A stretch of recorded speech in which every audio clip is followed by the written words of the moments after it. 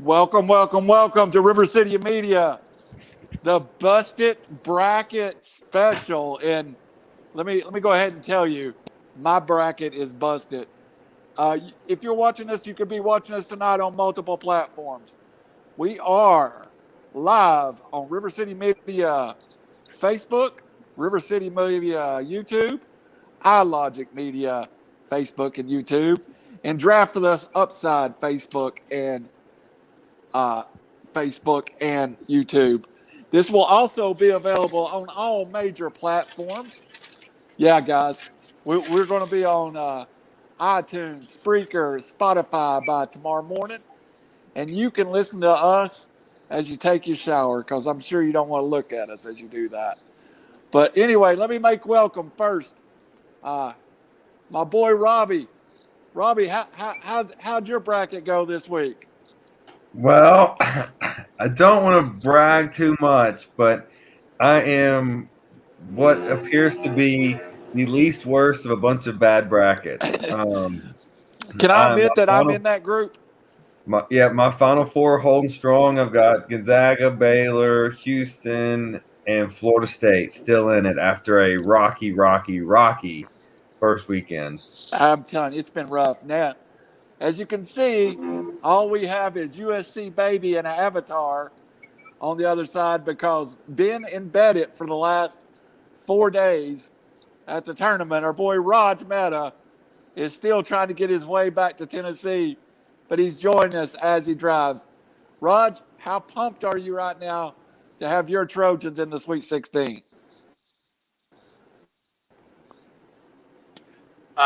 First of all, guys, I am driving back, and I'm right now in Monteagle. So if you lose me, I'll sign back in. But yeah, man, I'm beyond ecstatic. It was an awesome 4 days. Well, that's my neck of the woods, where I'm from. I know, but I wouldn't use that if you get pulled over. Hey, yeah, unless you're in Decker, then I'm the judge, and then you're okay. You're in good shape. So, Robbie brought up a question, and I thought it was very good. And I'm going to let him ask the questions because he's going to throw the 18-year-olds under the bus. But let's just open by saying, what kind of environment was at the tournament, Raj? You know, I went to the World Series in Texas, and it was fortunate enough to do that. Basically, seats are tied, so people can't move around and sit in specific areas. You definitely felt the juice at the World Series. Here, not as much, especially if, I saw a couple games in Lucas Oil Stadium where the Colts play. That's a big venue. But that being said, there was still a lot of magic, a lot of noise. I went to the Abilene Christian Texas game, and I couldn't tell that it was, 15% full. So those of us that just love the game and the tournament.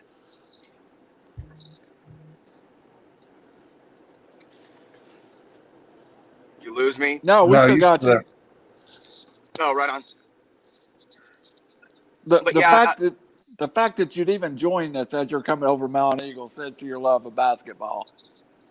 And overall, it was really cool in the sense that, when I got a hotel downtown, there are 4 venues within 15 minutes of each other. And then the other 2, I think, were played at Purdue and IU Bloomington. Fortunately, I didn't have to go out there. But, I would just check my hotel and see what game was coming up next. And because of COVID, finding singles was a little tough. I had a buddy out there, but he had to work quite a bit. So sometimes I had to buy 2. And if they're reasonable enough, and then, like I said, I would be at the hotel. I got there Friday. USC wasn't playing till Saturday, so I went to West Virginia Morehead State that night. I wanted to go to the Tennessee game, but I got in town a little late, and the tickets were a little pricey to buy 2, and I don't like sitting up top. Saturday was the USC game, and obviously that was with Drake, and pretty pleased overall. That was at Baker's Life Fieldhouse, a 5-minute walk from the previous location. And then It's that a great night, arena. That's a great arena, by the way. It was awesome. And then saving the best for last was I went to Abilene Christian in Texas, as I mentioned. That was in Lucas Oil, I believe. But then I had met a kid there who was personal friends. He's a 24-year-old with Mike Boynton, the Oklahoma State coach. And he's a nutty Oklahoma State fan, like just crazy. And basically I had an extra for a game, and I gave it to him, and he had an extra for their game, and that was the Oklahoma State Oregon State game at Hinkle Fieldhouse, which was amazing. You know, the famed gym where Hoosiers was filmed, some scenes of it, and because he knew the coach, I was sitting first row, just behind the basket. You're elevated, but you know, I'm listening to the Oklahoma State huddle. We're hearing everything. That arena is so cool, the Hinkle Fieldhouse, and I happened to be there Monday as well. I can't even recall what day it is at this point. Monday, I went to the UCLA Abilene Christian game because I found a single, and I wanted to see UCLA lose, but they won. And that night at Hinkle Fieldhouse was USC and Kansas for the Sweet 16. And needless to say, I enjoyed myself at that game as well.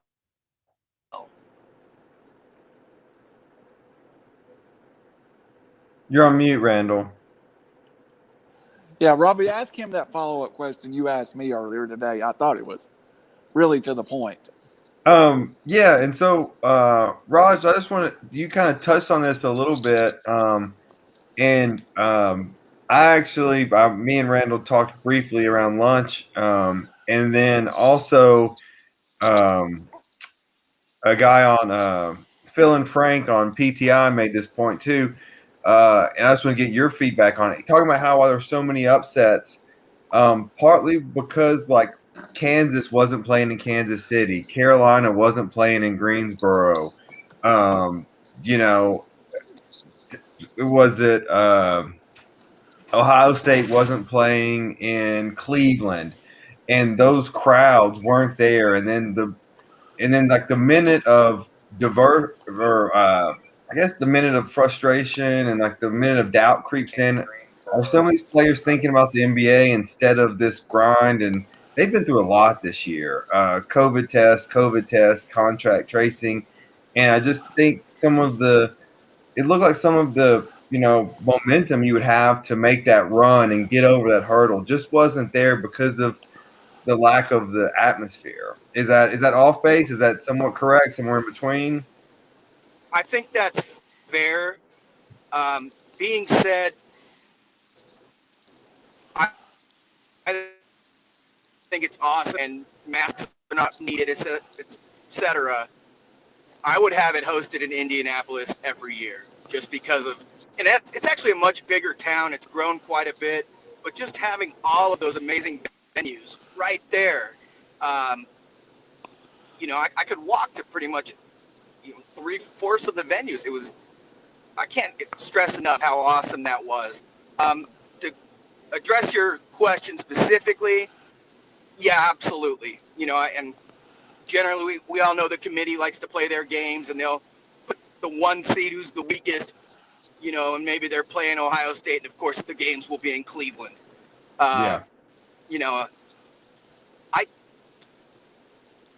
I would say that you're absolutely right.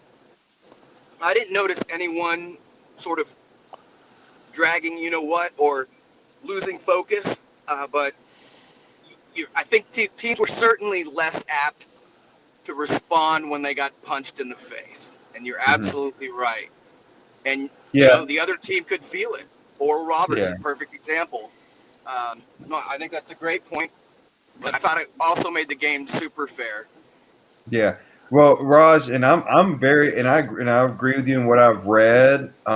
Everyone almost unanimously has talked about how great Indianapolis was, and having a central location and not spending these time and money and travel and just putting everyone in the same city. But because I mean, and just reformatting how everything is. This 5-day wait now for the Sweet 16 Elite Eight, it's probably not necessary. And without this travel, yeah, let's get it going again. Let's just make it a one instead of stretching out over 3 weeks. Man, maybe just a week and a half tournament would be fantastic. I think to follow up, I think anybody that's playing in the tournament is not happy about setting until the weekend right now. You got some momentum, you want to play. I would think come back tomorrow or today would have been perfect for the tournament. Yeah, I'm interested to hear what you have to say on that one, Raj. Well, first of all, I don't know what, if the USC kids are staying, but those kids right now are in a bubble. They are at specific hotels, specific floors. They are not allowed contact with their family. I was fortunate enough to sit in the USC family section, and there was some Mobley cousins, and then Ethan Anderson, our point guard's mom. Just a lot of FaceTime, she told me. So that's why I agree in that sense. It's going to be challenging for these kids and their kids for another 5 absolutely. days to be like that. But we all know what runs the world, and it's money. And CBS needs those primetime Saturday afternoon, Saturday evening games, although I've still never understood why the national championship's on a Monday. It's like, just let's air out of the balloon to me. But, yeah, because of Indianapolis and the way that it was set up, it could absolutely be more efficient. And, again, I thought it was an outstanding job. Yeah. Raj, I just want to ask you one more question as far as I go, as far as what it was like to be there. Did you talk to any VCU fans that were there or anyone, and what was their reaction of not getting to play? I did not. I saw a couple that morning. Now it would have been a good point, to reach out, but we probably know what the answer would be. Yeah, that was quite surprising. And then, as a Trojan fan advancing, then the rest of us are all scared. You know what? Like, are we going to get to play? We don't know. So it was definitely shocking, and you heard about it in Indianapolis immediately. But I did not see any personally. I didn't see any VCU fans. But Yeah. I imagine I'd be devastated. Player, fan. Especially if you're a senior. That's just tragic. Yeah, I was a little surprised that I knew it was a possibility. I knew there wasn't really there was some confusion on what the replacement teams were going to be if it was possible. I knew after Tuesday it locked in. I was kind of surprised that it was just a no contest and there wasn't kind of anything. But I guess when you think of it, you can't risk it spreading and then the entire side of a bracket being wiped out. Absolutely. And, some people claim that, why don't you just retest everybody else if there's one positive? Well, that's not the way the virus works. Yeah. You may be positive, just asymptomatic. It's, so much is unknown as well. But, yeah, I think you're absolutely right. That's a distinct possibility. And it's 2020, 2021. I don't rule anything out. Mm-hmm. So to finish up on this line, do you think I'll ask you both. It seems like, and I've been to Indianapolis. I've been to football games in Lucas Oil. I've been to a couple of basketball. I think we might have discovered something that makes the tournament a little better here. If we had these cities that have multiple venues and you can go and see all these brackets, it was a unique opportunity you had, Raj. Absolutely. Like I said, I couldn't stress it enough. It wasn't crowded, obviously. There was a lot of people, and there's probably a lot of maskless people in bars, which is unfortunate. Some of the fans did not have much respect for the virus, but, just the way they had set it up, there was a kind of Central Square, but it was distant. They had music playing. Literally, like I was at the Crown Plaza Union Station. I turn around and walk out behind me, make a left and a right. 5-minute walk, I'm at Lucas Oil. Do the same thing the opposite way, I'm at Bankers Life Fieldhouse. There's tons of hotels and things to accommodate people. I thought it was superb. Now, we're always talking about money here and how other local economies benefit from having those things in their cities, but if the NCAA were smart, which we all know the answer to that, that would be the permanent site to host. Well, at least this opening round, I think, bring 64 in. And if you wanted to send them back for the regional semifinals, I could understand. But it seemed like this was really smooth, considering the environment. Well, and probably, you look at, especially the Midwest and maybe almost any sports city I'm trying to think of, Indianapolis is built to it's not near as fun as like New Orleans or maybe even Atlanta would be, but or South Beach. But as far as building your city around that sports, the Pacers arenas downtown, the Colt, and it's just made they host the Big Ten championship, they host Final Fours, they host Super Bowls. Like it's built for that. Absolutely correct. That's a very valid point, and I would think, there would I be would other still go to cities. New Orleans every year, but I mean, I was thinking of Dallas. They have that kind of facilities packed in Dallas in that area. Of course, Los Angeles could do it. I think Charlotte, a newer city, would be able to handle it, but it's almost like Indianapolis was the perfect site for this. So and you just have you have probably maybe Kentucky and Indianapolis, and those are close to each other. The most basketball hungry fans. So if you want a fan base to sell out just to watch basketball and be knowledgeable about basketball, that's a great place to have it. Absolutely, it's like 100% agree that is what Indianapolis was built for. It's an event center in the middle of the country where people don't have to travel 5 hours in one direction. The NFL draft was hosted in Indianapolis for years, for specifically that reason. And then on top of it, it's Indiana. What's it known? Yeah, absolutely. And that's where the NCAA headquarters is, correct? It is. I think we may have lost Raj. Raj, are you still with us? We'll give him just a minute to get back with us, Robbie. Raj, let us know when you're back. Let's start with a couple of the questions while we're waiting on Raj. Something I wanted to ask you, and we'll get Raj in a second. What did we learn about the Big Ten and the Big 12? All year they talked about this is the two best conferences. They had an absolutely horrible tournament. Roger, are you able to hear us again? Back? Yeah, you're back, Raj. So, Raj, we were just going into some questions we'd sent out. What did we learn about the Big Ten and the Big 12 after this? I mean, just a bad tournament for both conferences. And I'll start there with you, Robbie, since you heard the full question. Maybe Raj can pick up on it. Yeah, I think we I think we reinforced what basketball fans know is if you are a good team, if you are a good conference, this tournament is a absolute potential nightmare.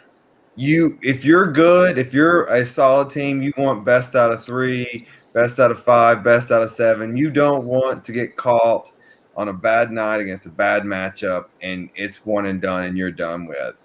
And I think that's kind of there's media hype, but don't tell me Iowa was a bad team. Don't tell me, Ohio State was a bad team. Don't tell me Illinois was a bad team. They were all good teams. They just got stuck in a bad matchup in a bad situation. And I think Oklahoma State, Cade Cunningham. I mean, you have players. I think they're all. It's just a tough tournament, and that's not making excuses for any of them. But I mean, that's what it is. It's a one and done, and it's a you shoot, 30%, you're going to get bounced, and it can be a one bad performance.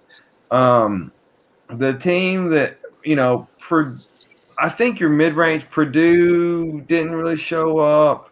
You have, there was just some teams that didn't look all that great. Clemson didn't show. It was just, I guess they're the ACC, but it's just that I just don't know if there's a whole lot to learn in this one-off year. Michigan's the only one left. They looked like the top 3 team in the parts of the year. It's a crazy tournament. Well, and I thought coming into the tournament that West Virginia and Oklahoma, even though they weren't the top of the Big 12, was playing great. And then both of them just get caught by better teams that night. And I mean, West Virginia had played some of its best basketball down the stretch before being upset. Same question to you, Raj. What do you think we learned about the Big 10 and Big 12? Well, I think they were overseeded, and a lot of other conferences teams, maybe the Pac-12, were underseeded, or however you want to express. For Cade Cunningham and Oklahoma State in Big 12, I went to that Oregon State game. Things just didn't go their way, and Oregon State was unconscious. They're both games. Both games, Oregon State was. Yeah, absolutely, and they beat them on the boards by like 30. Like they were a small team, and Oregon State's a big team. As far as the Big 10, I'm hesitant to the plodding, slow Big 10 muscle basketball, and refs are calling it differently, so maybe they can't do, what they do when, they're in conference games. But I just saw a lot of slow teams, and Iowa had the worst matchup ever. Robbie's absolutely correct. In a healthy, duck team, or if they had Alabama, some of those teams that are just getting out and running. But athleticism really has shown in this tournament. I mean, look at USC, they were running up and down the floor, and Kansas just couldn't keep up, and they were shorter. And it was just interesting, the contrasting styles and rosters, and it's a good point. But yeah, the Big 10 was definitely overrated, in my opinion. Let me ask this a different way to you, Robbie. And to the point was, did the mid-majors, like some of these teams that should have been seeded higher, was it a seeding thing where you got some teams overseeded and some good teams underseeded, and it was just bad matchups? Because I thought some 13 and 14 seeds. I mean, UC Santa Barbara lost, but they were in that game. I mean, they were some very good basketball teams, 12, 13, and 14. Mm-hmm. And I'm going to piggyback off of Raj's point, and I'll get to your question. I want to touch on one thing for.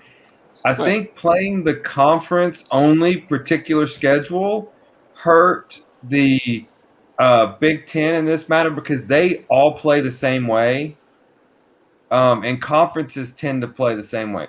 And the Big 10 most of their teams play the same way, and they got into this tournament and they got against different paces, different styles, and they weren't ready for it.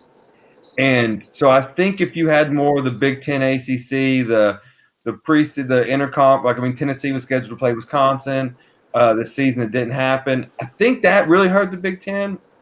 And then to get to your mid-major question, I agree with you. I think, Loyola Chicago was criminally underseeded in 8. That was, they were, I think we talked about it last, on Selection Sunday, they were 8 or 9 in Ken Palm, and they were 8 seed in the tournament. It's just, that was crazy for them to be there. And yeah, I think there was, you take Syracuse at 11. Well, you have, and I hope we get to that, the kind of how we predict this thing to go for. Yeah, we But will. that 2-3 matchup zone and to be honest, this was the first time I had watched of entire Syracuse games. It's a monster, and if you're not used to it, and you have these trapping teams, and I think there was just and like I think it was just bad matchups. Like UCSB was in it. You had Virginia, who didn't get to practice at all before playing, and then you get thrown out there to a team that's been practicing. That's one example of how COVID happens. But I think it's just I'm not taking too much. This has been fun. This has been one of the most entertaining tournaments I can remember, besides the Tennessee game. But I think it's just been fun. I think it's been interesting that you have some of the same seniors on Loyola Chicago they're still playing from the team that beat Tennessee that ruined our Final Four path. And so it's good to see some of the younger, like some of the smaller schools, the same squads back together, that are still together and playing and have a chance. And I have Gonzaga and Houston in the championship game. I think this is the year that the non-majors win it. Well, we'll break down each one of them here in just a minute. Go ahead, Roger. Well, I agree with Robbie entirely that the seeding was certainly off. I mean, I read something today that teams were reseeded. ESPN's opinion, they'd be a 2 seed. Right. And piggybacking on the Syracuse, I certainly think number one, when Buddy Buckets is unconscious.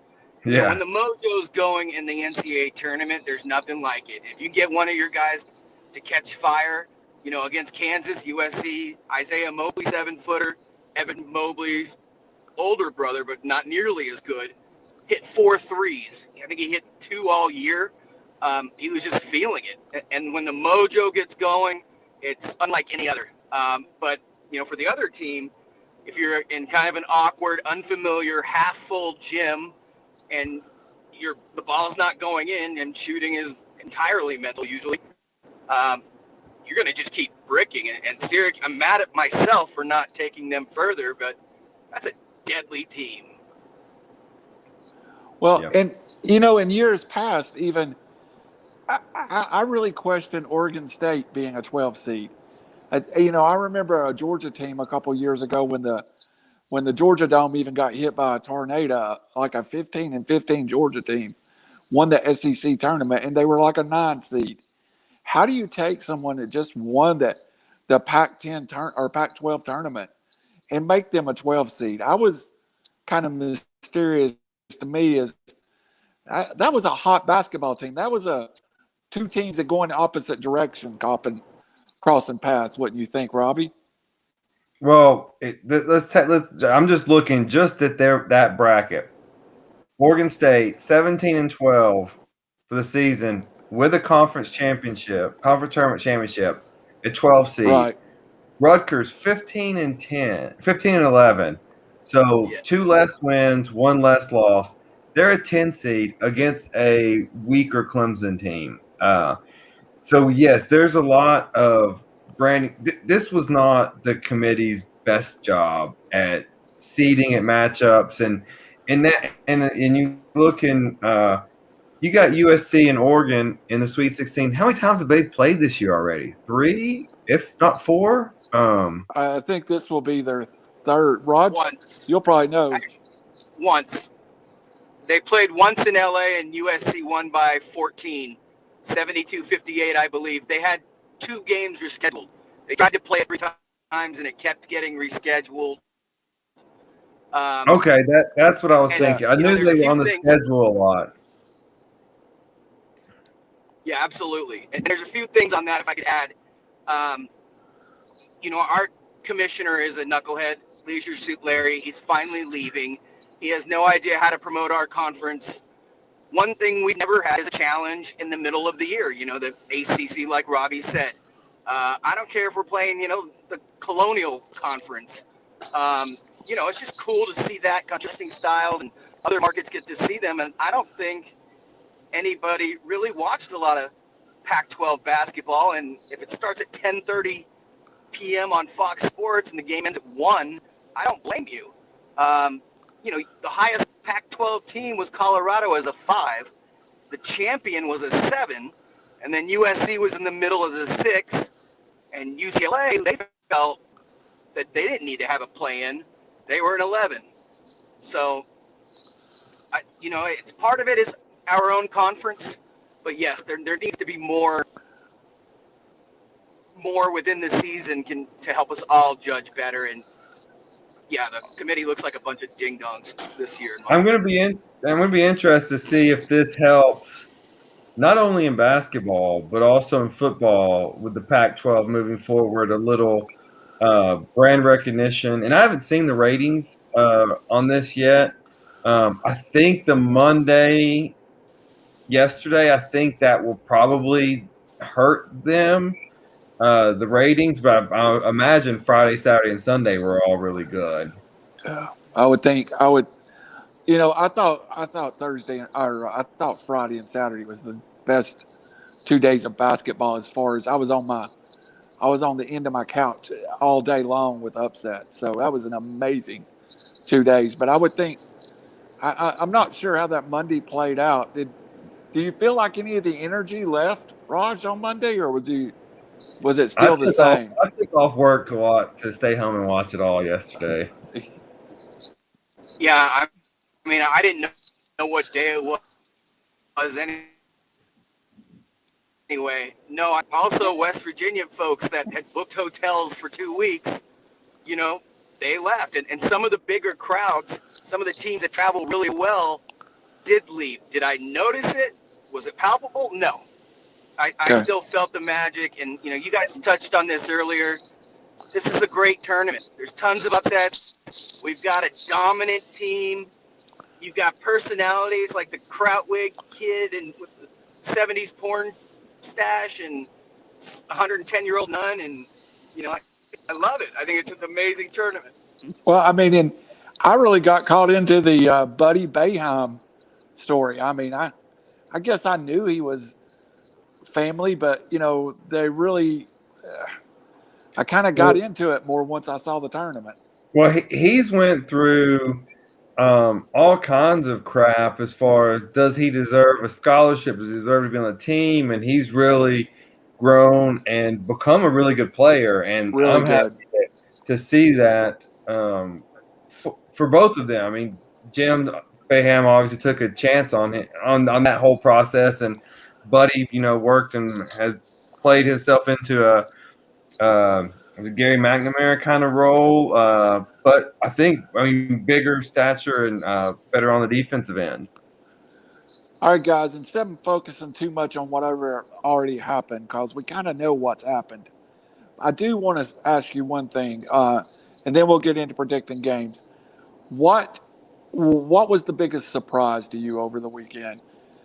For me, I hate to say it, but I think the biggest surprise to me was maybe how badly Tennessee played against Oregon State.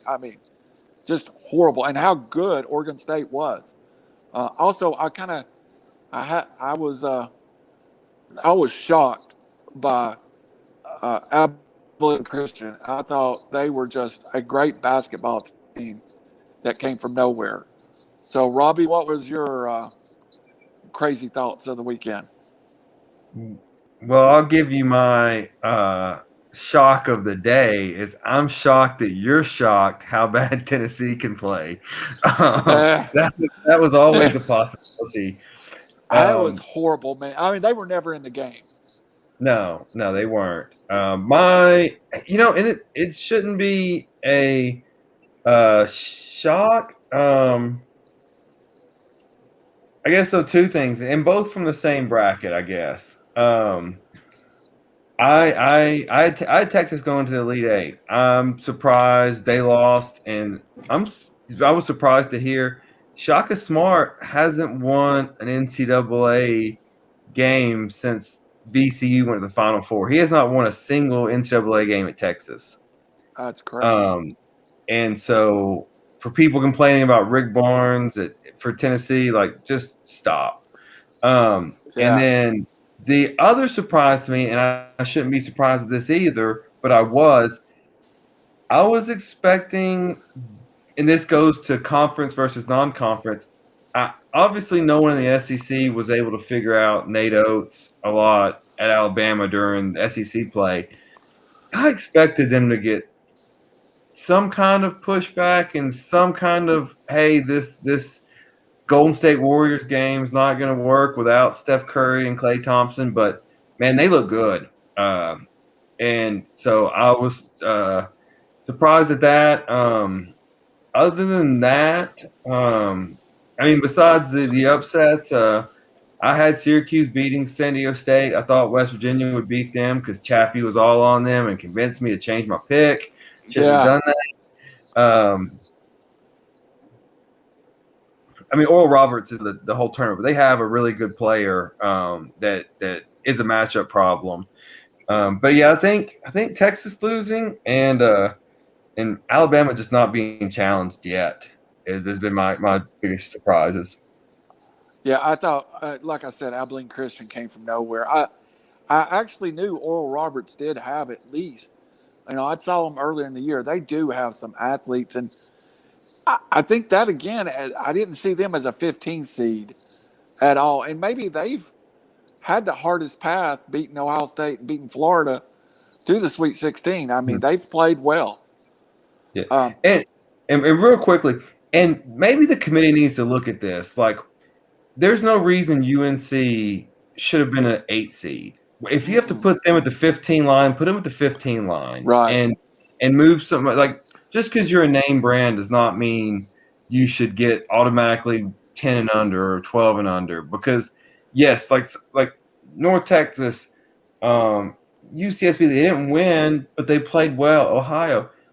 North Carolina probably didn't belong in the tournament to begin with, but to give them an 8 and give – when we talked about Oregon State, give them a 12 after winning a conference tournament, it just messed up.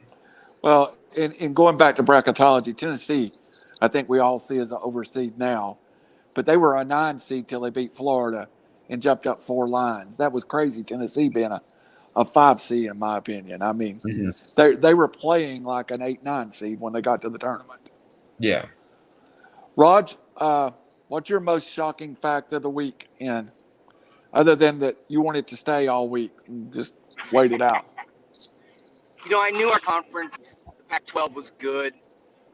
I knew we were very athletic. I didn't know it would be on such display. I mean, you guys Tennessee ran into a buzzsaw, and I don't know how many teams could have beaten that Oregon State team that day. They're the hottest team in the country, and that's a bad draw for you. And yeah, I didn't see you being a 5 seed. We've talked about this before. Tennessee earlier in the year, I already put them in the Final Four. They look so good.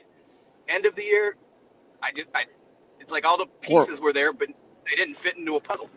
It was pretty bad, and they couldn't score for anything. My biggest surprise were just the number of off games. Robbie touched on it earlier. Purdue, North Texas has a lot of seniors, but I mean, Purdue should not have. Purdue should have beat that team by 20, and West Virginia as well. I was shocked by that. A team that is really athletic and shoots the ball well. And then, of course, we can't forget, I picked them to win the championship in a couple of brackets. Illinois, that was I thought the old Batman and Hercules, that duo against Loyola Chicago would be fine, but we saw Krautwig wear down Cockburn, which was crazy. That entire game was baffling to me. And of course, Texas. I was at that game. Texas is a deep athletic team. No business losing that game. So a number of surprises. But if I'd pick one, I'd say Illinois has to be the one for now. And I'll touch on that Illinois Loyola Chicago game. That kind of mirrored a bunch of the tournament so far. And what I mean by that is we're used to buzzer beaters and tie game. There were a lot of upsets, which made it fun, but there were a lot of just start to finish the whole game long. One team was just out front and better, and I wonder if the crowd and the momentum had something to do with that. But Loyola Chicago led the entire game, if I'm not mistaken. It was maybe one or two lead changes, but they were just winning the whole game. Same with Oregon State, Tennessee. I want to say there was a couple other just like that, and it's just the other team was just better. There's definite merit to that, in my opinion.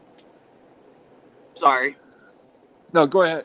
One of the things I learned a few years ago being in Vegas during the tournament was you always find the team that was a heavy favorite who's down at halftime and go play the money line. So I tried to use this philosophy this year. Needless to say, that didn't work very well. It seems like, to your point, Robbie, they were hey, they're down 8, but they won by 14 anyway. Yeah. Games that we usually see in the tournament. Well, I expect there to be 50 more casinos in Vegas next time I'm there, because good God, did I get killed. Oh, my gosh. Allison's watching, so you may want to. I lost almost every daggum bet I made this weekend. Raj, did you get to play in Indianapolis? I actually fared pretty well for once. Okay. Mainly because of the conference. Put a lot on Pac-12 teams. And then after the first weekend, I just kind of had this sense that, whatever, I didn't break it down the way Robbie has, and I probably had far too many beers to do that at that point. But there weren't any huge blowouts aside from Gonzaga in the first round. Like, most of the underdogs not only covered, but were in the game, sent into OT. Yeah. So I started betting dogs, and that came out pretty well. It was dog heavy until yesterday. And yesterday it was pretty. Yesterday was the worst day of kind of excitement. But 3 out of 4 great days, I will take it any time. Not for me. Right. Yesterday was the best day. Oh yeah. Well, are y'all ready to step out on that branch, or and kind of leave the first 2 rounds behind and let's make sure we got plenty of time for predictions. So, Raj, Robbie, you were just talking about it. Let's start in the Midwest. It opens up with Chicago and Oregon State right now, a 6.5-point favorite for Loyola Chicago. And what's your thoughts on that game? So this is the most intriguing matchup to me because, I won't say the most, but definitely one of them, because this is where coaching comes into it. Because who prepares more? Who sprinkles in more for the 2-3 zone? Just slight practice time, whether it's 20 minutes of practice time, 10 minutes of practice time. Who practices more for that, for the potential matchup next round, and who goes all in on just winning this game? My guess is Oregon State goes more in on winning this game, and Loyola plans more for the Final Four. What does that mean? I don't know. But it reminds me of the year when Clemson played Notre Dame and going to football in the Final Four or in the playoffs. Clemson played Notre Dame and Alabama had Oklahoma. Clemson spent, I think it was 3 weeks. They spent 2 weeks of that preparing for Alabama, right? And 1 week preparing for Oklahoma or for Notre Dame. And where Alabama spent the whole time paying for Notre Dame or for Oklahoma and didn't have time to prepare for Clemson. And so I think there's going to be some of that intrigue in there. I think Loyola does win. And then I think Houston gets the benefit of having this time to prepare for the 2-3 zone. They didn't play well, though, this these first two games, especially against Rutgers. They got lucky to survive. I picked Houston to go to the championship game. My bracket's locked. I think Syracuse rises the momentum, and I think we have an 8 and an 11 out of that region. Wow. And I tend to agree with you. I think Syracuse is playing. I think Syracuse looks like the better basketball team at this point to me, and I think flip a coin on the other game. I really do. I think in Oregon State, if this ends up being Oregon State and Syracuse, I don't know if we've ever had a 11-12 play for a Final Four berth, but no, I guess it could happen. But I agree with you. I think I'm going to go same two as you did. Raj, what are you going here? First of all, I'm not referencing any of my brackets. I haven't even looked at any of them. Just threw them all out the window. I spent way too much time. Do you want me to pull it up? What bracket it's looking like? No, I'm in front. I'm in front of Lenny. That's all I know. Well, I'm in like 7 different brackets, so the mistake I'll have to make is I'll just pick different picks for the sake of it. So I don't even know what I picked for you guys. I don't like it all being the same. But to answer your question, I like both dogs. Oregon State, I do think Loyola Chicago will win, but that's a good matchup for Oregon. They both match up very well. Oregon State is big. They're actually, that's my GPS. You heard that? They're big. They're athletic. They have a couple guys that have come on late. If you saw that game, Maurice Kalu, he had like 5 threes, and I think he had like 4 all year. Right. So, sorry, man. There's a traffic issue right now. You knucklehead. But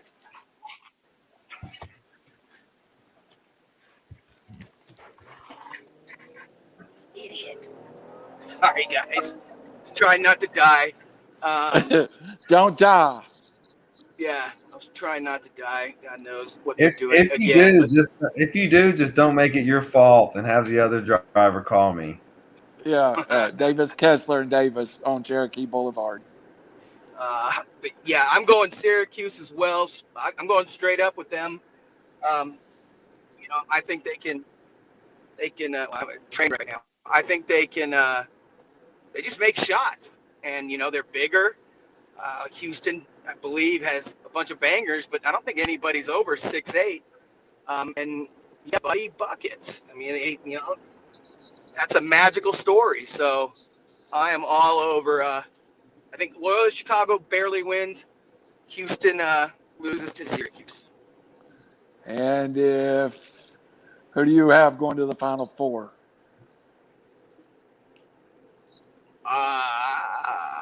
I'm gonna go Syracuse at this point. Wow, Robbie. Sorry. Go ahead. No, I was just saying one thing about me is, attending a lot of the games live. I haven't been able to watch, 5 at once, which is normally the case. Plus a lot of the bars, were minimum capacity and that type of thing. So I haven't seen as much as you guys have. So, but yeah, I got Houston and a few, but I'm going Syracuse or Loyola Chicago, but I'm going Syracuse.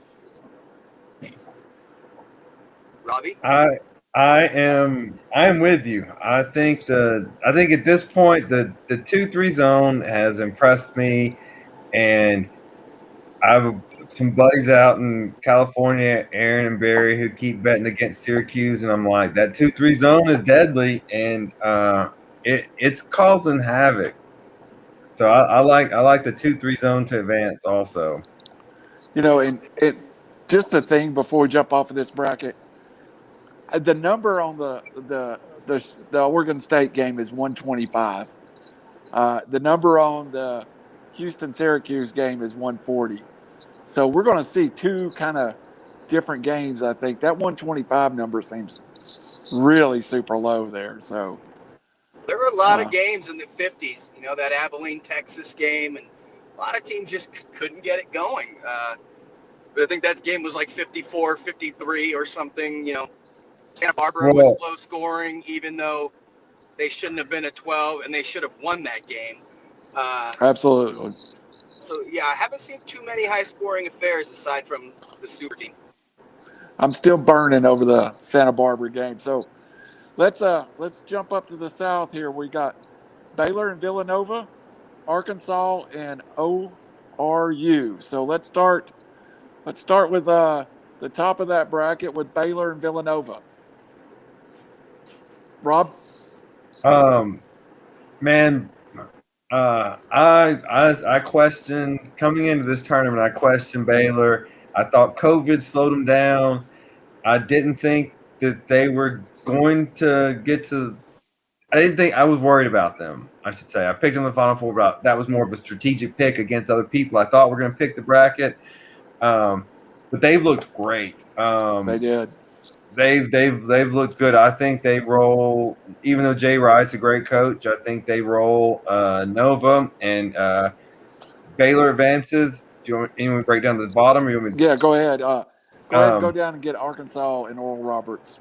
Yeah, I mean, Oral Roberts, great story. Kind of reminds me of the last time a 15 seed made it to the Sweet 16, Florida Gulf Coast. Great run. You're going to get back to reality now. I think Arkansas sends them home. But, hey, great season, Oral Roberts, and hell of a tournament.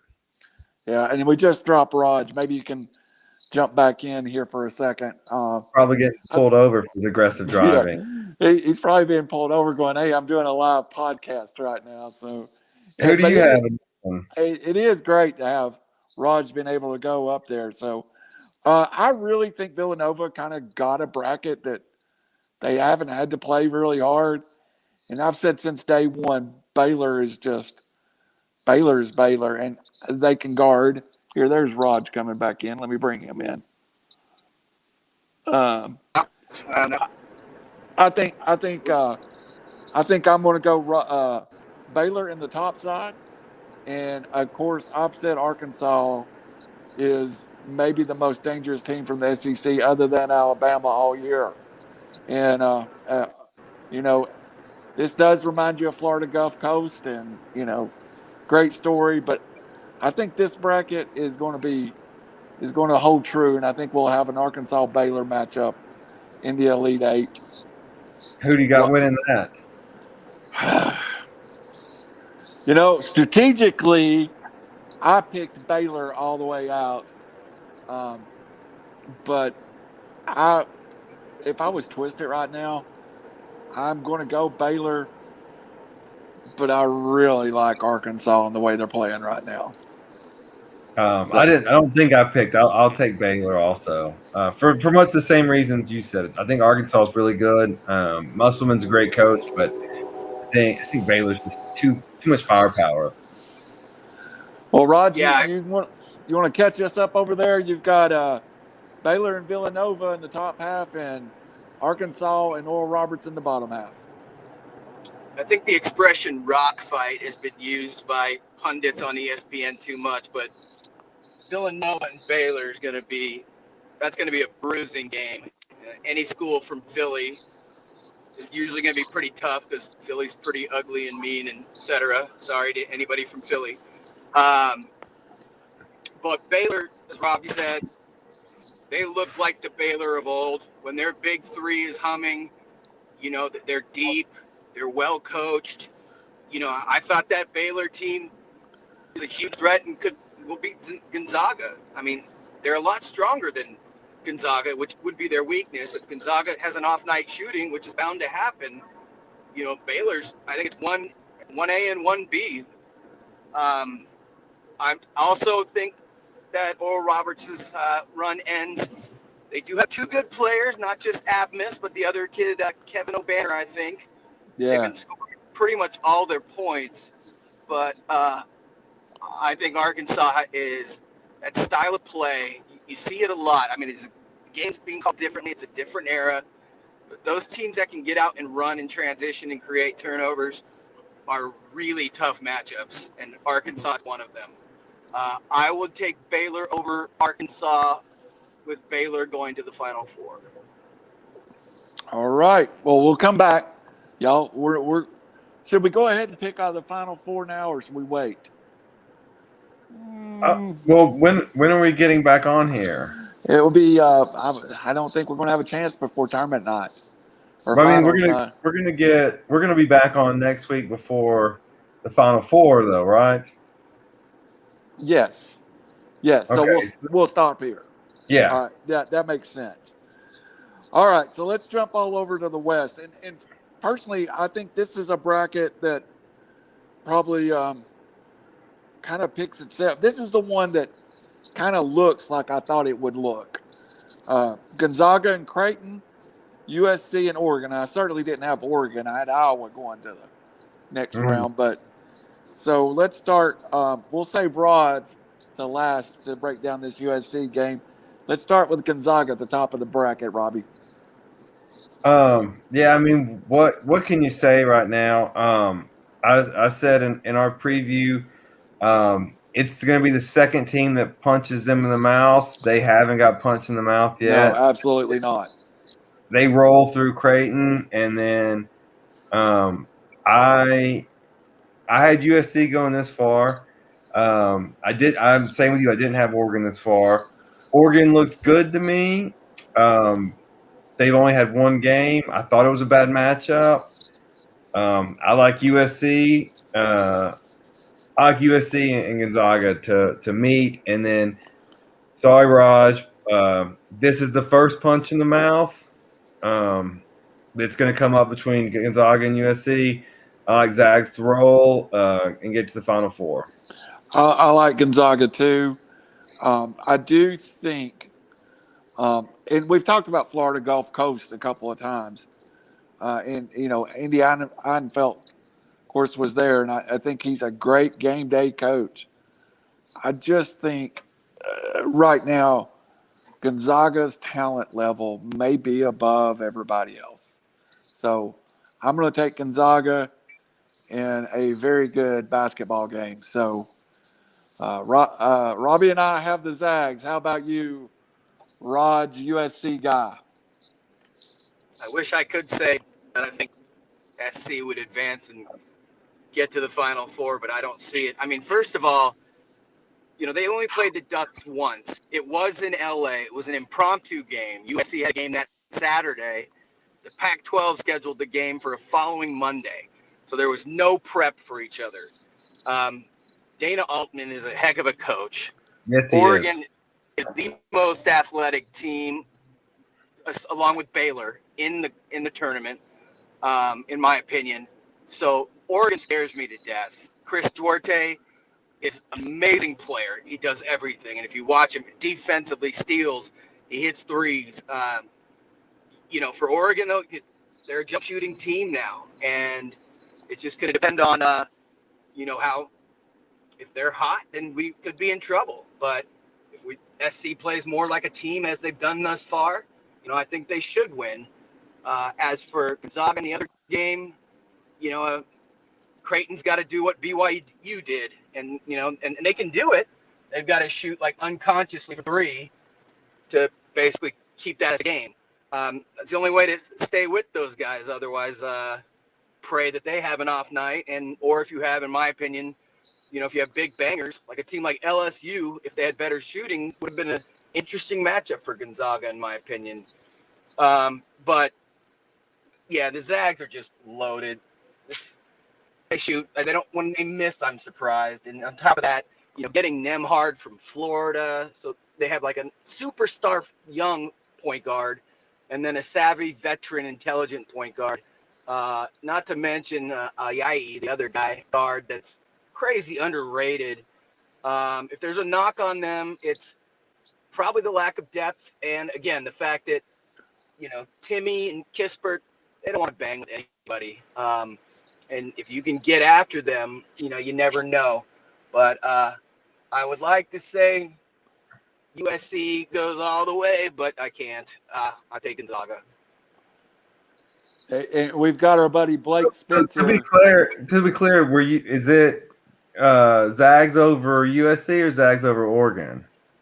Zags over USC, which I actually had Oregon and USC in that game in many of my brackets. Wow, but I didn't. Oh, a multiple bracket guy, huh? Yeah, I have like 8 of them. Shotgun method. One bracket. It's the only way to do it. Can't do it. You know, I want to ask you before we get off this bracket and before we get away from USC, and give both of your impression about, has this been Evan Mobley's coming out party? I mean, I think us in the recruiting community always knew about him. He was a Rivals perfect 100 player. He played great this year, but when I see him now, he is the guy that I was told he was. And he was, like I said, the first 100 player, perfect rating player from Rivals in about 10 years. Robbie, what do you think of Mobley? I mean, obviously Cunningham's the number 1 pick, but this is not his coming out party. This is him being on TV party. Yep. This is Larry Scott's failure party. This is good point. He's been this player all year long, and I've stayed up as much as I could for Raj to watch USC play and watch the Pac-12. But he's been great all year long, and he is that good. But, yeah, this is just the first time people are getting to see him. Yeah. Well, I mean, Raj, it is our conference, and Leisure Suit Larry. You know, I went to bed a number of times at 1 a.m. I can't even find the Pac-12 network. I had to buy Sling, subscribe to it so I can get the Pac-12 network because they don't have a deal with the world's largest satellite provider. I mean, it's moronic. As for Mobley, you know, there's a few games where he did disappear. It kind of became the MO of, you know, I mean, this is standard basketball that they were just fronting him and surrounding him at all sides. But, you know, one game he didn't score and USC won by like 15. And the other guys are good enough to pick him up. I think what you notice with Mobley, he's not a rah-rah, talk trash guy. He dribbles the ball better than any 7-footer in history. The way that he handles the ball and runs the break. I mean, he ran the break a number of times, gave a sweet pass, like didn't panic. You see the touch and the lost art of the mid-range. I mean, that kid can nail anything from, you know, inside the arc. It's so wonderful. Like shot clock is coming down. He has got a 19-footer at the elbow, and it's a perfect swish. I mean, it doesn't even hit the rim. He is just such a highly skilled and extremely intelligent player. You know, his dad is an assistant coach on the squad. But, yeah, he's a unicorn, a 7-footer who looks like Isaiah Thomas sometimes. I mean, it's amazing. He does need to put on some weight. Raj, I noticed during the tournament that his dad was an assistant coach. Was this a before or after a concurrent kind of situation? It was before, but yeah, I'm sure the fact that he had twin 7-foot sons had something to do with it. Well, yeah, I know. I don't blame him. Whenever Tennessee was looking for a coach, I said, call Arch Manning and see who he wants to be his coach, and that's who you hire. Yeah, exactly. But overall, like Robbie said, it's just more exposure, and I think people are seeing though that he is just very skilled, very complete player, and I'm happy for him too. So the other player that was in this bracket that I wanted to talk about is I've always known Gonzaga was a good team, but really their point guards and their guard play is phenomenal. And tell me, how good is Suggs, and is he the NBA player that I think he is? Because to me, he looks like an all-world player at some level. Yeah, I can't believe he's 18. He's built like he's not 18, but what's between the ears. He is so savvy, intelligent. He's strong. He's good with the basketball. You know, I go back and forth between Cade Evan Mobley and Suggs, who's going to be the number 1 pick, and I wouldn't be surprised by any of them. But yeah, I think he's going to be a superstar. And I've heard a couple people say that this class is 3 deep, and you just named them. Robbie, I'm sorry to interrupt. Oh, I was going to say, the Zags have talent at every position. They're good, but it is still hard to go undefeated. There's a reason it hasn't been done since 76, 77. He's the one that runs the offense, and he's the one that makes it all go. That translates to the next level. And because what you talk about in the NBA is it is not only the talent to play the game, it is knowing how to get fouled, when to do what you have to do. And so I think he's going to translate as well. And I agree. I think the draft order of those top 3 are purely going to be who wins the lottery balls and what they need. They can go in any order, and I don't think there's a bad order for them all to go into. It's just who needs what. If you're in that lottery and you get 3, you're going to get a great player either way. Yes, absolutely. A listener, Aaron Burt, the Zags would score 120 on LSU. Now, I don't think we'd score quite that many, but that is you definitely play over there. Also, hey! Will Wade would pay the Zags to score 67 if it means he could win. Yeah, absolutely. And of course, Blake Spencer took a break from his 3 or 4 jobs to watch us for a minute. And I guess he didn't have a diaper to change for a second. All right, East bracket, and to me, the first game in the East bracket is a game that I'm going to go back and forth on probably till it tips off.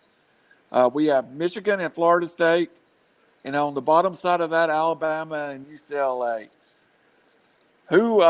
Michigan, Florida State, Robbie. Does it matter? I guess it does matter. Is Livers there or is he not there? Does that make a difference in your pick? No, it does not make a difference in my pick. It makes a difference in I think this is the most intriguing, and both even though Howard's a young coach, I think he's a good coach already. I think Hamilton's a fantastic coach who built a great program in probably one of the more difficult places to build it in the ACC, one of the 2 only primarily football schools in that conference, and he's done it for decades now. So I applaud Leonard Hamilton. I think this is 2 times in a row ACC Coach of the Year, maybe.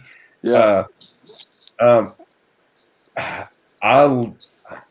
Florida State lost 2 lottery picks last year on an ACC championship team that I think would have been in the Final Four and a really good chance to win it all last year. And I don't think they took a step back this year. They're a 4 seed. I still like them. I like their length. I like the way they play defense. They're aggressive. I like Michigan too. I picked Florida State out of this region. It's one of those I don't see a reason to change yet. So Liver's going to make a difference, but I'm still rolling with the Seminoles in the top part. Yeah, and to add to your comment about Leonard Hamilton, 72 years old, and I would have never believed that till they said it on TV. Oh, I know. Lower part of that bracket's a team that I think most of us in the SEC land has felt like was on a mission. Alabama gets UCLA, and a UCLA team that's, earned their way there. Had to play a play-in game, beat Michigan State, beat BYU. Of course, I think, Albany Christian was still celebrating beating Texas a little bit when they got to UCLA, but still. On the bottom half of this bracket, I'm just this close, just this tiny little, just to giving up and just being like, Alabama, okay, all right, just winning basketball too, just geez. I think Alabama's going to win here. I think talking about coaching, I think Nick Cronin's a good coach. But I think Alabama, they just play. They have firepower and they just shoot the three. And until they start missing, I'm going to stop assuming they are going to miss. So I'll take Alabama. I'll be quick on my analysis for the next game. I have Florida State in my bracket. There's no reason why I should pick them. Alabama's probably going to win, but I'll take Florida State to advance. Yeah, and Cronin was the second choice for that job. As we as Tennessee fans know, Rick Barnes had taken that UCLA job until they just failed to get his name on a contract. Mm-hmm. Raj, what have you got in this East bracket? And what's your – I mean, I think Michigan-Florida State is intriguing to me. I mean, it's the game. I've went back and forth already on it. So what have you got? I'm with you guys. I think Livers makes a heck of a difference. I think he has a stress fracture in his foot, which does not heal properly in 3 weeks. If he's the udder, if you will, if there's a ship, the rudder, whatever the heck it is. Let's go with this one. He's the glue. And I think it makes a big difference. And Robbie said it too. Florida State is big. They're deep. Then there's, like, you look at the last game, I think how many guys scored in double figures, and one of them wasn't even a lottery pick in Scotty Barnes, who's just an amazing player. I think Michigan does the run ends for them, and that Florida State moves on. In the other game, UCLA has had the easiest run ever. It's not their fault. They get a pretty choppy Michigan State team. They were down big in that game and won at OT. They get a BYU who was a 6 seed. USC was a 6 seed, and USC beat BYU by almost 30. I think it was 27 points. So I've never heard of two teams being the same seed and one of them beating the other by 30. BYU was not a 6 seed. I don't know how they got up there. So then they get Abilene Christian, who, was a nice story. But, yeah, they did not come out of the locker room from after the Texas game. They just stayed there and partied. I think Alabama – it's going to be similar in terms of style. UCLA's got some shooters, but Alabama's the complete package, and I think they're going to run them off the court. In the final game, I'm leading towards Alabama, actually, from what I've seen lately. I haven't seen a ton of them this year, but, the SEC tournament, I watched them, and, I was so impressed with their ability to play different styles, different teams, the way they handled, LSU being a banging team. And I can't remember who they played, Missouri or someone, where you just felt bad for the other team. They're smart. Like I said, they can get out and run. Do they shoot too many threes? Yeah, they do. And I think I heard something that they're only shooting like 31% in the tournament. Jump shooting teams, you can't rely on that. It is not a 100% given thing. So that's my concern with Alabama, is the jump shooting. I picked Florida State in the Final Four, but I'm actually leaning probably more towards Alabama right now. And I know that makes all you Tennessee dudes thrilled, but they just look good. And Nate Oates is an amazing coach. Yeah, we're waiting for him to want to reunite with Danny White somewhere down the road. Of course, he did a good job at UCF. I mean at Buffalo. Buffalo was a great program for the time that he was there. So it's hard for me to not pick Alabama since they're in my bracket. But, I really would like – I think it's one of those stories that could play out is Leonard Hamilton finally reaching the brass ring after all these years and getting the team to the Final Four and getting the team to the final game. But right now, I kind of feel like it's Alabama. And the one person we never talk about is Herb Jones. Won the SEC Player of the Years, and he just just a dogged defender. I mean, Robbie, have you ever seen a guy win Player of the Year based on his defensive skills more than Jones did? Oh, I think I had this. Didn't Anthony Davis do it? I think No, he that's was. true. I think he was fourth in scoring on that team as well, just like Jones is. And you have Petty, who's been there. God, he makes Fulkerson look like he's a freshman. Petty's been there for so long.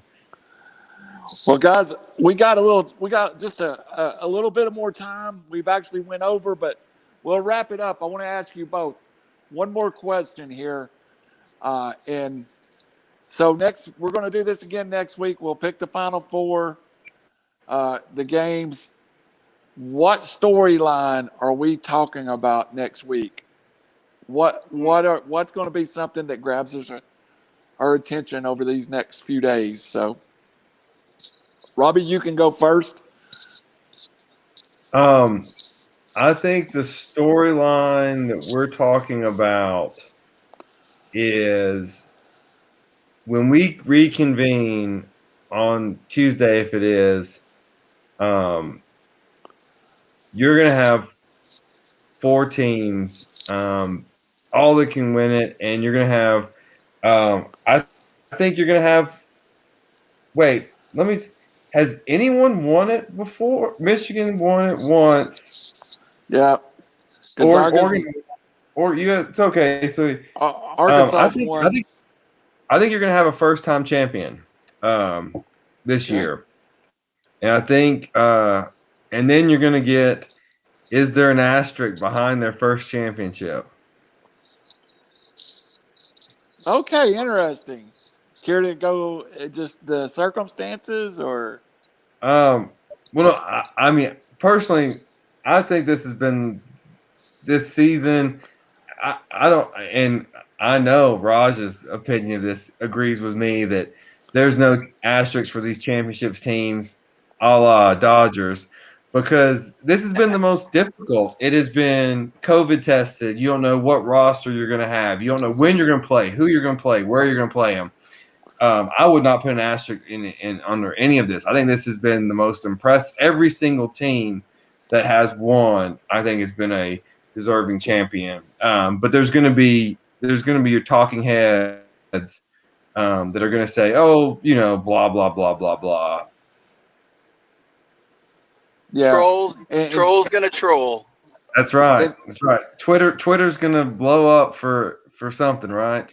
Yeah, Right. and to answer your question, we have the same times reserved next week. I just booked our show, so we'll be here next Tuesday. And I won't have done an hour with a more knowledgeable baseball person than brought beforehand. Let me tell you guys something. Having a 10-year-old have to correct you about stats, that's pretty intimidating. I'm going to let you know. Raj, next week, we're sitting here. We're getting ready to talk about the Final Four. Give me your storyline. Well, at least once we're going to have a guaranteed Pac-12 team in the Elite Eight. So we got that going for us, which is nice. I think it's going to be all about the porn stash and Sister Jean. I know those things don't sound well together, but Loyola Chicago, I think they'll be right there. And Baylor, I think there won't be too many upsets, believe it or not, except Buddy Bucket. There's just going to be a lot of storylines.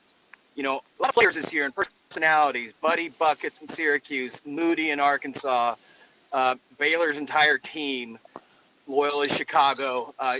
That's how I see things. But and the other thing is, can anybody beat Gonzaga? It's going to be. I hope it's going to be USC and Gonzaga, and I think we'd need Jesus to be our sixth man to win that game. But you could call Aunt Jean and see if she can lend you Jesus for y'all. I appreciate that. But is Michigan still going to be fine? I think Alabama is going to run UCLA right up court. So it's just Gonzaga, Loyola Chicago, and we finally get a Pac-12 team. Oh. Go ahead, Robbie. Yeah. So, and this is just most people don't know this about me. I went to Indiana University for a year in college. Raj, as you were on the ground in Indianapolis through this weekend, any talk about who Indiana's looking at, who they're hopeful for of their head coach? Oh yeah, Good question. They're as delusional as anybody else. Any big program. Brad It's basically Stevens. Stevens, and then there's NBA guys, and then insert coach who led an upset. What's his name for Loyola Chicago? Porter Yeah. Moses. Posner. Yeah, that guy. Then there was always talk about Nate Oates. It's basically insert the latest hot name, and they think that they're going to get him. Pretty much. It seems like Nate Oates is pretty ingrained in Alabama from his statements. Now that changes every day, but that seems to be a good fit for him. So the Brad Stevens rumors have been running wild. It's like Hulk Hogan on a Saturday night. So hey, John Gruden's available, isn't he? His wife was a cheerleader at Indiana in college. Yeah. All right, guys. Well, it's always been a blast, man. I'll close this out and give you all one last thought. Anything else you want to follow up with, Robbie, or a best bet that you can give everybody for the opening night? Oh God! If you listen to my gambling advice on this tournament, then my advice to you is to call that gambling hotline. With that being said, take Alabama in the points if I have to bet on one for the Sweet 16. All right. Raj, anything? Best bets? Syracuse catching 6. Buddy Buckets time. I wanted to say take all the dogs that have been so prevalent, a selection in the first 2 rounds. But when you're looking at this, some of the lines, Loyola Chicago at 6.5. I mean, I think Oregon State, I think that's a 1-possession game. But then you go to Baylor and Villanova. I think Baylor probably beats them up. Arkansas 11 over Oral Roberts. I think they can cover that 11. They've got enough scoring punch to do that. In terms of the Sunday games, the USC is -2.5. We were favored against Kansas too, which was surprising to me. Obviously, that shows you what I know. Even Tennessee beat Kansas. Yeah, seriously. That game's going to be a 1-possession game. Something to look at is USC is one of the worst free throw shooting teams in the country, which just makes me pull my hair out. I think Alabama rolls past UCLA. I'd take the 6. Michigan is a 3-point favorite at Florida State. I got to take the dog there. Gonzaga and Creighton. BYU went shot unconscious, like they made everything. And then they still lose by 20 points in the WCC championship game. I think Gonzaga is just next level. I would take them to cover. And that's going to be your best bet probably. And there you go, kids. 18 parlay that thing. Free money. I'm going to give you my final thought, too. If we end up back here, and this has been a crazy tournament, and we end up with Baylor and Gonzaga, is that not where about 50% of the country thought we were going to land anyway? We just got there kind of crazy. Yeah, I mean, it was meant to be. Remember that game was supposed to be played in December, and the virus took it out. So, it seems like it's destiny. It's just going to be a little bit more built up. But, I think that's just going to be an amazing game if and when it happens. Well, yeah, and I'll quickly, yes, and I think that yes, that is where we're going to be all year long. But I think that's why we all love college basketball so much, because the same things essentially, it's the same in college football. We pretty much know the top 4 teams, and we're going to end up with some variation of that. But this gives us hope, and we have 3 weekends of hope, and you get in, and who knows what could happen. Oral Roberts is in the Sweet 16. UCLA's in the Sweet 16. They didn't have a chance. They would Yeah. never have a chance in football. Loyola Chicago, Oregon State. That's why college basketball is my favorite sport. San Diego State is not going to beat Alabama in football. No, nor will they ever get to play on any kind of Yeah. a fair terms or fair conditions. Right. Right. Well, Yeah, guys, go ahead. Take us No, out. I was Rob. just saying, echoing the same thing. There's, that's USC hasn't been to a Sweet 16. I know they've been pretty relevant, but last time was 20 years ago. I was there in Philly. They beat Kansas and then lost by a few points to a loaded Duke team. But yeah, if you would have told me we'd be at the Sweet 16 at the beginning of this year, I would have called you crazy. And case in point, it happened. So I agree with Robbie. I think it's just so special, and seeing those upsets and looking at the faces of the Abilene Christian kids after the game, when they beat Texas, it's magical. And yeah, my priorities are pretty whacked, but for us that really love this stuff, there's nothing like it. Well, and to follow up with craziness, a couple of weeks ago, Robbie and I sat down and made a little show, and we got a bunch of downloads, and we were like, "Oh, people like it." And then we added you, and unfortunately, Chappie couldn't join us tonight, and we did a bracket show that had 1,500 people view us, 5,000 interaction.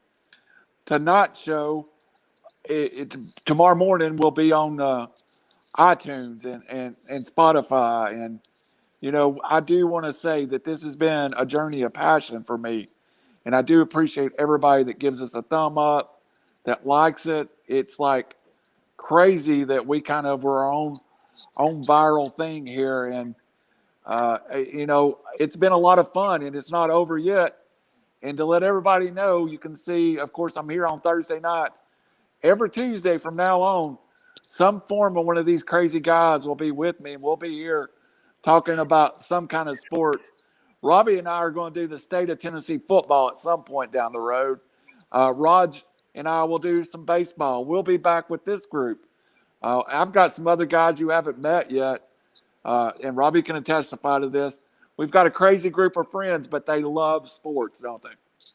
They do. And is this the point? Can you subscribe and Yes. And rate this? Can you do that from here? You can do it now on Apple iTunes. You can subscribe and you can rate us. You can also subscribe. The one thing that would help us out the most, if you would subscribe to River City Media on Facebook, and just launched River City Media on YouTube. If you could go subscribe to those and help us get this channel started, we'll be bringing you a lot more. It's amazing that 6 months ago, I didn't even know what a podcast is, and here we sit. So thank you all, and I appreciate you all. So that's it for me tonight. Robbie, last words. I'm still trying to get you to let me do a segment on trying to describe what all of our fantasy football group people do for a living and see if I have any idea what they do. Robbie, the week after the tournament, that is our podcast. All right. I love it. I love the one that Randall does something with cars. So, Raj, last words, buddy. Yeah. First of all, I didn't realize that many people were listening. I apologize for being hungover and my brain being scrambled. 5,000 people interacted with us, Raj. 1,500 people saw your faces. My face looked pretty bloated, as my mom told me. I was like, thanks, Mom. I appreciate it. She's like, next time work on the camera angle. No, I appreciate that. Thank you. I couldn't quite tell her that I was bloated from drinking beers and watching basketball, which, the last 4 days is pretty much what I've done. Have some beers and watching sports. So my brain's a little scrambled, but it's been fun. Randall, you do a great job as the moderator. Thank you, brother. Yeah, I'm fired up. Whenever you need me, I'll be here. This is a permanent. We just got to figure out a name. We got to figure out a name, and we got to get whiskey night going. We've got to have a cigar night.